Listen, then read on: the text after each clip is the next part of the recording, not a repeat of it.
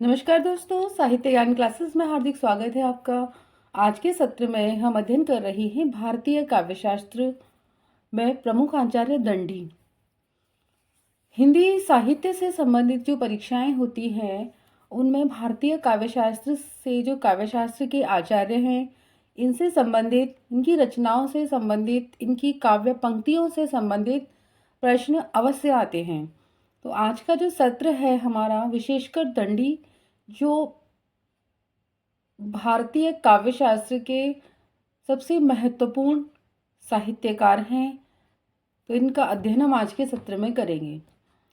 दंडी की रचनाएं का परिचय, कौन कौन सी उनकी रचनाएं हैं आचार्य दंडी की, उनका संक्षिप्त जीवन परिचय और उनकी प्रमुख काव्य पंक्तियां। काव्य पंक्तियों से बहुत बार प्रश्न आते हैं कि काव्य पंक्तियां किस विद्वान की कौन सी है। इनका जो नाम है वो दंडी ही है। इनका समय 650 ईस्वी, जन्म स्थान इनका दक्षिण भारत है, भामा का कश्मीर है। विद्वानों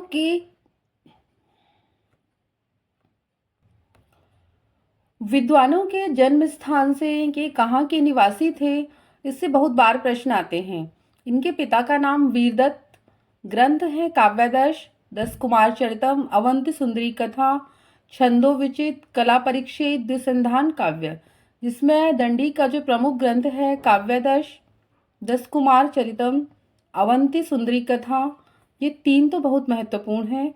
इनसे परीक्षाओं में बार बार प्रश्न आते हैं, जिसमें 10 कुमार चरितम महत्वपूर्ण है।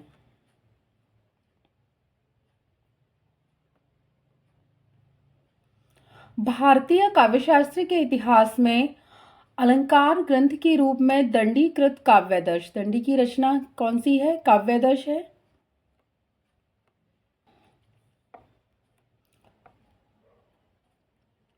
अलंकार ग्रंथ के रूप में दंडीकृत काव्यादर्श ने बहुत प्रसिद्धि प्राप्त की है। दंडी की रचना है काव्यादर्श और यह अलंकार शास्त्र का ग्रंथ है। आलोच्य ग्रंथ में 3 परिच्छेद हैं। दंडी ने काव्यादर्श में गुण और अलंकारों का विशद विवेचना करते हुए रीतियों की भी विवेचना की है। रीति कौन सी? वैदर्भी, पांचाली, गौड़, ये सब रीति है, तो उनके बारे में उन्होंने बताया है। परंतु उसके लिए मार्ग या वर्तम शब्द का प्रयोग किया है। दंडी ने काव्य रचना के लिए 2 प्रकार के मार्गों का निर्देश किया है, वैदर्भी और गौड़। दंडी पल्लव नरेश विष्णु सिंह के सभा पंडित थे। पल्लव नरेश सिंह विष्णु के क्या थे? ये सभा पंडित थे। तो महत्वपूर्ण है कि दंडी किसके सभा पंडित थे? तो नरेश सिंह विष्णु के, और ये पल्लव के थे। दक्षिण भारतीय दंडी का समय 7वीं सदी माना जाता है। ये कहाँ के थे? दक्षिण भारत के थे। महत्वपूर्ण है, कहाँ के हैं दंडी? दक्षिण भारतीय हैं। दंडी कुछ अंशों में रीति संप्रदान के उद्भावक और आंशिक रूप से अलंकार संप्रदान के समर्थक एवं पोषक हैं। कहने का तात्पर्य है कि दंडी रीति जो संप्रदाय है, जो वामन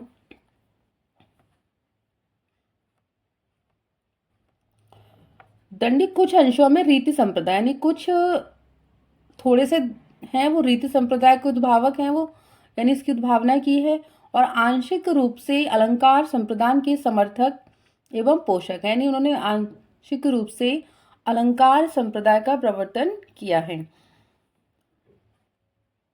दंडी को रीतिवादी आचार्य मानते हैं तो डॉक्टर डे और डॉक्टर राघवन इनको अलंकारवादी आचार्य मानते हैं। तो प्रश्न यहाँ भी बनता है कि दंडी किस प्रकार के हैं? दंडी रीतिवादी भी है और अलंकारवादी आचार्य भी हैं। दंडी की प्रमुख रचनाएं हैं। दंडी की रचनाएं कौन कौन सी हैं? 10 कुमार चरितम, छंदो विचित, काव्यादर्श, अवंति सुंदरी कथा। जो 4 रचनाएं हैं उनकी बहुत ही महत्वपूर्ण रचनाएं हैं ये। अलंकार शास्त्र का प्रसिद्ध ग्रंथ है काव्यादर्श, जो दंडी की प्रमुख रचना है। ये अलंकार शास्त्र का प्रमुख ग्रंथ है। इसमें 3 परिच्छेद और 660 श्लोक हैं। तो प्रश्न यहाँ से भी आ सकता है कि काव्यादर्श में कितने परिच्छेद और कितने श्लोक हैं, तो 3 परिच्छेद और 660 श्लोक हैं। काव्यादर्श के 3 परिच्छेदों में प्रथम परिच्छेद यानी सर्ग कह लो या अध्याय, वही परिच्छेद। काव्य लक्षण यानी काव्य जो कविता है उसके लक्षण, काव्य के भेद, रीति, गुण, गद्य के प्रभेद इत्यादि का विवेचन किया गया है। द्वितीय परिच्छेद में 35 अर्थालंकार निरूपक यानी द्वितीय परिच्छेद में उन्होंने क्या बताया है कि वो 35 प्रकार के अर्थालंकार हैं, उनके बारे में बताया गया है। तृतीय परिच्छेद में शब्दालंकार निरूपक यानी अर्थालंकार की बात की है उन्होंने और शब्दालंकार के बारे में बताया है। विशेषतः यमक का उन्होंने वर्णन किया है। 10 विधि काव्य दोषों के विवेचन से संबंधित है। काव्यादर्श एक ऐसा ग्रंथ है जिसमें पूर्ववर्ती सभी अलंकार ग्रंथों से अधिक अलंकार के उपभेदों, रीति और गुण आदि का विस्तृत विवेचन किया गया है, विस्तृत विमर्श है। दंडी की जो अलंकार काव्यादर्श रचना है इसमें 35 अर्थालंकार और तृतीय परिच्छेद में शब्दालंकारों का वर्णन किया गया है।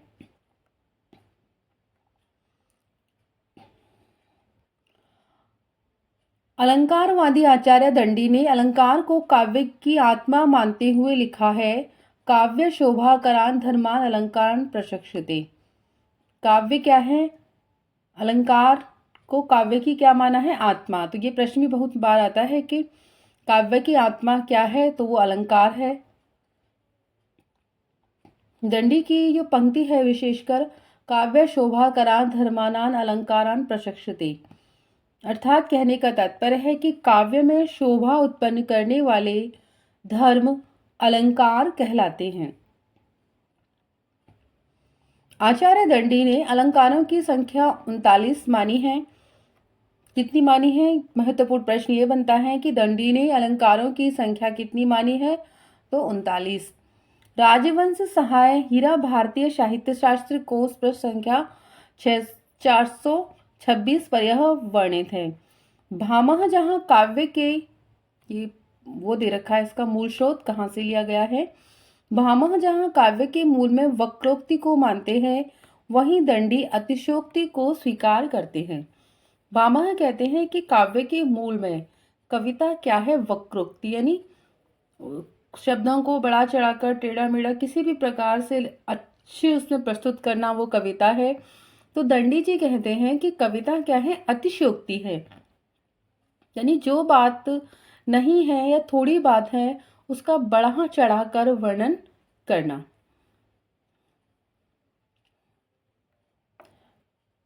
दंडी रीति निरूपण आचार्य भी माने जाते हैं। रीतियों का स्वरूप, विवेचन एवं पार्थक्य निर्देश सर्वप्रथम दंडी ने ही किया। आलंकारिक दंडी ने रीति के स्थान पर मार्ग शब्द का प्रयोग किया है। दंडी प्रथम आचार्य है जिन्होंने वैदर्भी गौड़ी रीति का स्पष्ट भेद तथा इसके संबंध गुण से स्थापित किया है। इन्होंने गुण को वैदर्भी रीति का प्राण कहा है। दंडी ने काव्य के 2 मार्ग वैदर्भ एवं गौड़ मानकर वैदर्भी रीति को अपनाया है। दंडी ने अलंकार के साथ साथ दंडी ने क्या किया है? अलंकार के साथ साथ गुण को भी महत्व दिया है। गुण को कविता का सार प्राण कहा है। उन्होंने कहा है कि कोई भी रचना है उसमें अलंकार तो है ही, अगर रस छंद अलंकार कविता में होते हैं, कविता का गुण क्या है, यानी कविता किस प्रकार की है, ओज रस पूर्ण है, वीर रस की है या किस प्रकार की कविता है, तो वो भी काव्य के लिए बहुत ही महत्वपूर्ण है। अवंत सुंदरी कथा ये दंडी की रचना है। यह कथा काव्य है। दंडीकृत अन्य रचना है जिसमें इन्होंने स्वयं को भारवी का प्रपौत्र बताया है। ये प्रश्न भी आता है कि भारवी का प्रपौत्र कौन है, तो वह दंडी जी हैं। पल्लव नरेश की राज्यसभा में इनका जीवन बीता था। दाक्षिणात्य दंडी की रचना में बाणभट्ट के भावों की छाया मिलती है। इनका समय 7वीं शताब्दी का उत्तरार्ध माना जाता है। दंडी ने 10 गुणों का विवेचन किया है, जबकि भामह ने गुणत्रय में उसका समावेश कर दिया है। भामह ने 3 गुण बताए हैं। इन्होंने इन 10 गुणों में वैधर्व मार्ग का प्राण, जीवनदायक तत्व एवं विशिष्ट शैली गुण बताया है। भामह ने वैधर्वी और गौड़ी में किसी प्रकार का भेद नहीं किया। दंडी ने दोनों में सूक्ष्म अंतर किया है। इनकी मान्यता है कि गद्य के दोनों प्रकार, कथा और आख्यायिका में कोई वास्तविक भेद नहीं होता। यद्यपि भामह के अनुसार इनमें स्पष्ट भेद है। दंडी केवल सिद्धांतवादी ही नहीं बल्कि एक सफल कवि भी थे। दंडी क्या है? कवि भी है। दंडी के समय वैदर्भ एवं गौड़ीय नामों का भौगोलिक महत्व था। विदर्भ देश बरार के कवि अपनी काव्य में वैदर्भ मार्ग का अनुसरण करते थे। इसी प्रकार गौड़ देश यानी बंगाल के कवियों की कविता गौड़ीय मार्ग से संपन्न थी। यानी जो वैदर्भी एवं गौड़ी क्या है? रीति है। दंडी का कहने का तात्पर्य है कि ये स्थान से संबंधित नाम है। जो जहाँ का कवि है उसने अपनी कविता में उस मार्ग का अनुसरण किया, उस देश के बारे में बताया है, तो उसी का उन्होंने बंगाल के कवियों में क्या है? गौड़ीय मार्ग से संपन्न थी। दंडी ने रीतियों का संबंध गुणों के साथ जोड़ा है। उन्होंने श्लेष, प्रसाद, समता, माधुर्य, सुकुमारता, अर्थ, व्यक्ति, उदारता, ओज, कांति तथा समाधि, इन 10 गुणों को वैदर्भ मार्ग का प्राण कहा जाता है। दंडी ने गुणों के प्रति अधिक आग्रह दिखाया और माधुर्य गुण की मधुरता से मधु से मधुकर की भांति सहृदय को झूम उठने की बात कहकर गुण की महत्ता उन्होंने क्या की है? प्रतिपादित की है।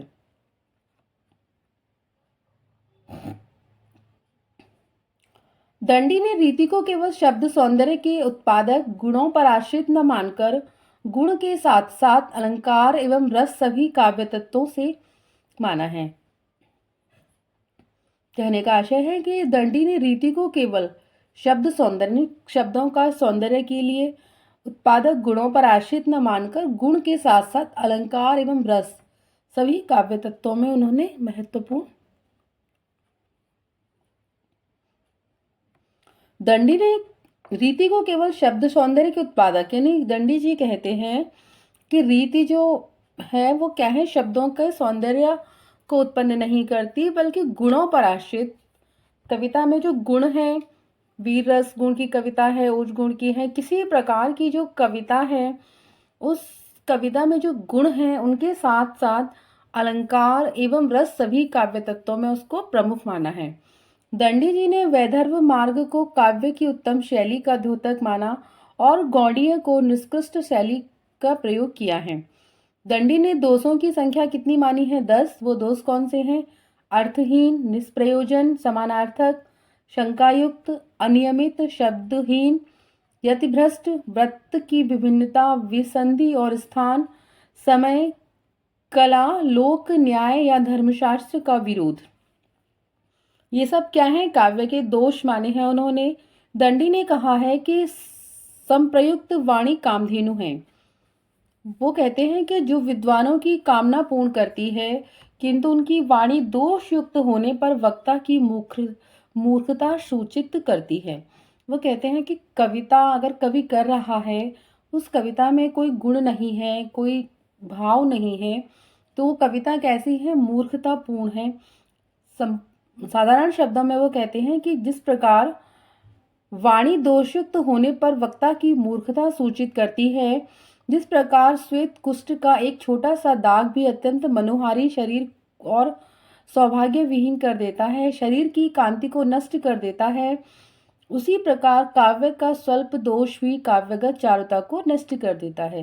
यानी कविता में कोई दोष है, कविता अर्थहीन है, कोई कविता है उसका कोई अर्थ ही नहीं निकला, पाठक को वो कविता प्रेरित ही नहीं की, तो उस कविता का कोई अर्थ नहीं है। निष्प्रयोजन है, समानार्थक यानी एक से शब्दों का बहुत बार प्रयोग किया है तो भी कविता अच्छी नहीं लगेगी। शंका युक्त है, अनियमित है, शब्दहीन है, ये सब क्या है? काव्य के दोष बताए हैं उन्होंने।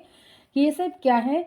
तो कविता क्या करेगी? उसकी काव्य का स्वल्प दोष भी काव्यगत चारुता को नष्ट कर देता है। जिस प्रकार शरीर में छोटा सुंदर शरीर है, कोई व्यक्ति बहुत सुंदर है और उसके शरीर में छोटा सा भी कहीं कुष्ठ रोग हो रखा है, सफ़ेद दाग, तो क्या करता है, उस शरीर को बेकार लगता है, देखने में कोई अच्छा नहीं लगता। तो उसी प्रकार काव्य भी शोभा प्रदान नहीं करता। आचार्य दंडी का मत है कि दोष रहित तथा गुण अलंकार युक्त वाणी कामधेनु है, एवं दोषपूर्ण वाणी मूर्ख द्योतक कवि या काव्य मर्मज्ञ होना आवश्यक है, जो गुण और दोष के रहस्य को जानकर काव्य रचना करे। यानी क्या है, जो दोष रहित तथा गुण अलंकार युक्त वाणी कामधेनु है।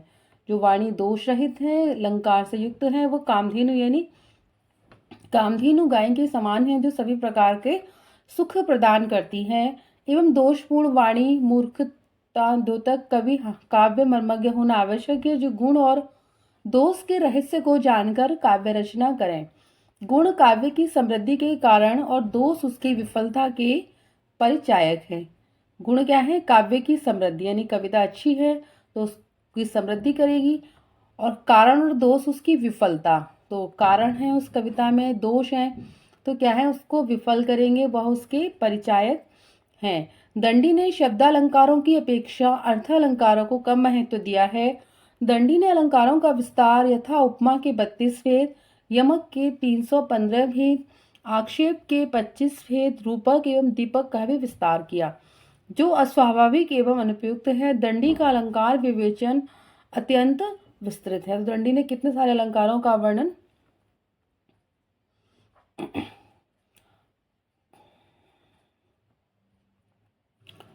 आचार्य भामह ने सूक्ष्म लेस और हेतु को अलंकार नहीं माना है।